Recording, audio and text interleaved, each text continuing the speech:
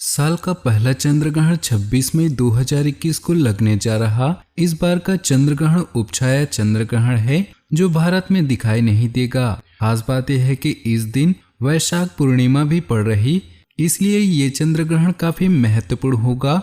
चूंकि इस बार का चंद्र ग्रहण उपछाया चंद्र ग्रहण है, इस वजह से सूतक काल मान्य नहीं होगा। चंद्र ग्रहण दोपहर 2:17 से शुरू होगा, शाम 7:19 पर खत्म होगा। चंद्र ग्रहण अमेरिका, उत्तरी यूरोप, पूर्वी एशिया, ऑस्ट्रेलिया और प्रशांत महासागर के कुछ क्षेत्रों में पूर्ण रूप से दिखाई देगा, जबकि भारत में ये उपछाया ही रहेगा। माना जाता है कि पृथ्वी, सूरज और चंद्रमा की गतियों की वजह से ग्रहण पड़ते हैं। चंद्र ग्रहण वृश्चिक राशि और अनुराधा नक्षत्र में लगने जा रहा, इसलिए इस राशि और नक्षत्र के जातकों पर सबसे अधिक प्रभाव पड़ेगा। तो दोस्तों, इस दिन वृषभ राशि वाले जातकों पर इसका क्या प्रभाव पड़ेगा, जानने के लिए वीडियो पूरी अंत तक देखिए और साथ ही हम ग्रहण के दौरान बरतने वाली सावधानियों और कार्यों के बारे में बताएंगे जिनसे आप अपने दिन को अच्छा बना सकते हैं। तो वीडियो को अंत तक जरूर देखें। इस दिन लगने वाला चंद्र ग्रहण आपका मन विचलित होगा। क्रोध व वाणी पर संयम रखें, किसी से ज्यादा तर्क वितर्क न करें। वैवाहिक जीवन का आपको सुखद अनुभव होगा। वहीं वित्तीय नुकसान को कम करने के लिए आप नए विचार पर काम करेंगे। आपको घर परिवार के सदस्यों से कोई खुशखबरी मिल सकती है, लेकिन उनके स्वास्थ्य के लिए आंशिक चिंता बनी रहेगी। आने वाले साल में आपकी आर्थिक स्थिति मजबूत होगी। इस दौरान आप अपना और अपने परिवार के स्वास्थ्य का ध्यान रखें और किसी भी तरह के संक्रमण से दूर रहें। प्रियजनों और परिवार के साथ व्यवहार करते समय आप अतिरिक्त सतर्कता रखें और झड़पों से बचें। आप कोई भी नया कार्य करेंगे तो उसमें सफलता मिलेगी। वित्तीय स्थिति को मजबूत बनाए रखने के लिए मेहनत करते रहें, उसका फल मिलेगा। इस समय जरूरत से ज्यादा खर्च पर आपको मानसिक तनाव हो सकता है। अपने प्रोजेक्ट को पूरा करने के लिए किसी से कर्ज ले सकते हैं। अपनी भावनाओं को काबू में रखकर कार्य करें और बिना किसी बात के किसी से न उलझें। गुप्त शत्रु परेशान कर सकते हैं और अगर यात्रा कर रहे हैं तो सावधानी बेहद जरूरी है। कोई भी महत्वपूर्ण निर्णय लेने से पहले परिवार के साथ विचार विमर्श जरूर करें। इस दौरान आपको आत्मविश्वास में वृद्धि होगी और हर मोर्चे पर आपको सफलता प्राप्त होगी। भाई बहनों के साथ अच्छा समय व्यतीत करेंगे और सुखद अनुभव महसूस करेंगे। आर्थिक स्थिति सकारात्मक रहेगी और कार्यक्षेत्र में नए प्रोजेक्ट को श्रेष्ठता के साथ पूरा करेंगे। भौतिक सुख सुविधाओं में वृद्धि होगी, जिससे व्यय भी बढ़ेगा। इस समय आप ऊर्जावान महसूस करेंगे और व्यवसाय के मोर्चे पर वृद्धि का अनुभव कर सकते हैं। व्यवसाय के विकास के लिए नए विचारों और रणनीतियों पर काम करेंगे, जिससे सकारात्मक माहौल महसूस होगा। पिता के साथ रिश्तों में गर्माहट आएगी और रचनात्मक कार्य करने में मन लगेगा। हालांकि आने वाले दिनों में खर्चों में बढ़ोतरी महसूस कर सकते हैं। इस समय अध्यात्म की ओर झुकाव बढ़ेगा, जिससे धार्मिक कार्यों में मन लगेगा और पवित्र स्थानों पर यात्रा करने का अवसर प्राप्त होगा। इस दौरान किया गया निवेश आपकी आर्थिक स्थिति को मजबूत करेंगे। पारिवारिक बिजनेस में बढ़ोतरी के लिए भाई बहनों के साथ एक योजना बनाएंगे। विदेश जाने वाले लोगों की इच्छा पूरी होगी। अधूरे पड़े कार्य पूरे होंगे, जिनसे मन प्रसन्न होगा। इस समय आप कई चुनौतियों का सामना कर सकते हैं। खर्चे बढ़ जाने से आर्थिक संतुलन बिगड़ सकता है, इसलिए इनको सावधानी से निपटाना बेहतर होगा। ससुराल पक्ष से तनाव हो सकता है और परिवार में अप्रिय माहौल देखने को मिल सकता है।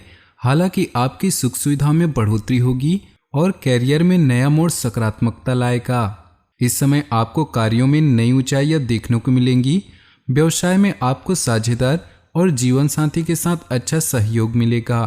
अगर आप किसी स्वास्थ्य संबंधित समस्या का सामना कर रहे हैं तो आपको अधिक सावधान रहने की जरूरत है। कार्यकुशलता के कारण आय में वृद्धि देखने को मिलेगी और मां से दूरी महसूस कर सकते हैं। इस समय कर्मचारियों का पूरा सहयोग मिलेगा और एक छोटी सी यात्रा का भी योग बनेगा। हालांकि आपको शुरुआत में अधिक मेहनत करनी पड़ सकती है, लेकिन बाद में सफलता के द्वार खुलेंगे। इस समय आपको कई चीजों का नया ज्ञान देगा जिसका लाभ आने वाले समय में प्राप्त होगा। रिश्तों में किसी तरह के वाद विवाद से बचे, अन्यथा आपको ही परेशानी होगी। इस दौरान आपका समय सुखद व्यतीत होगा और प्रोफेशनली तौर पर आगे बढ़ेंगे, जो आपकी प्रभावशीलता को बढ़ाने में मदद करता है। बड़े लोगों से मेल मुलाकात होने पर आपको कई कार्य पूरे होंगे और आर्थिक स्थिति मजबूत होगी। भाई बहनों के साथ आपका व्यवहार सकारात्मक रहेगा। छात्रों के लिए यह समय परीक्षाओं से भरा हुआ, लेकिन अंत में सफलता मिलेगी। इस समय माँ के स्वास्थ्य के तनाव से मुक्त हो जाएंगे और आपकी उनकी सेवा का अवसर प्राप्त होगा। आप घर के नवीनीकरण के बारे में मन बना सकते हैं। संपत्ति संबंधी विवाद भी इस समय सुलझने की संभावना है। कार्यक्षेत्र में जटिलताओं से बचने के लिए आपको कड़ी मेहनत करनी पड़ सकती है। यह समय आपको कई अनुभवों से अवगत कराएगा, जिससे कार्यों की नई नई राहें खुलेंगी। इस समय कार्यक्षेत्र में आपको नई जिम्मेदारियां मिलेंगी और अपने सपने पूरा करने का समय भी मिलेगा। पड़ोसियों और भाई बहनों के साथ तनाव की स्थिति सामान्य हो सकती है। आध्यात्मिक गतिविधि में शामिल होने से मानसिक तनाव से छुटकारा मिलेगा। इस दौरान आप आत्मविश्वास में वृद्धि महसूस कर सकते हैं। साथ ही महत्वपूर्ण योजनाओं पर भी काम करना शुरू कर सकते हैं। ग्रहण के दौरान बरतने वाली सावधानियां। ग्रहण के दौरान और ग्रहण के खत्म होने तक भगवान की मूर्ति को नहीं छूना चाहिए। ग्रहण में घर के मंदिरों के कपाट बंद कर देना चाहिए ताकि भगवान पर ग्रहण का असर ना हो सके। ग्रहण के दौरान गर्भवती महिलाओं को ना तो ग्रहण देखना चाहिए और न ही घर के बाहर निकलना चाहिए। ग्रहण में स्त्री पुरुष को शारीरिक संबंध नहीं बनाना चाहिए। ग्रहण के दौरान शारीरिक संबंध बनाने से गर्भधारण में संतान पर बुरा असर पड़ता है। सूतक लगने पर और ग्रहण के दौरान सबसे ज्यादा नकारात्मक शक्तियां हावी रहती हैं। ग्रहण में कभी भी शमशान घाट में नहीं जाना चाहिए। सूतक लगने पर किसी भी तरह का कोई भी शुभ कार्य करने से बचना चाहिए। ग्रहण में किया गया कोई भी शुभ कार्य सफल नहीं होता। ग्रहण के दौरान बाल और नाखून नहीं काटने चाहिए। इसके अलावा ना तो कुछ खाना चाहिए, ना ही कुछ खाना बनाना चाहिए।